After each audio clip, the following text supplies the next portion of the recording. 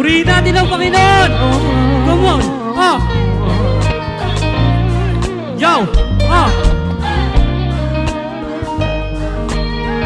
Come on. Yo. Sabayan niyo po ako. Yo. Di ko na mabilang ang mga biyaya na iyong ibinigay sa akin. Tunay na hindi ka nga nagkulang nga. Hindi mag-aalangan na purihin at ibigin ka sa iyong ginawa. Napatunayan ng pagsubok, kahinaan at problema na ikaw ay Diyos. Ay hindi natitinag ng trahedya, iniwan ng pamilya.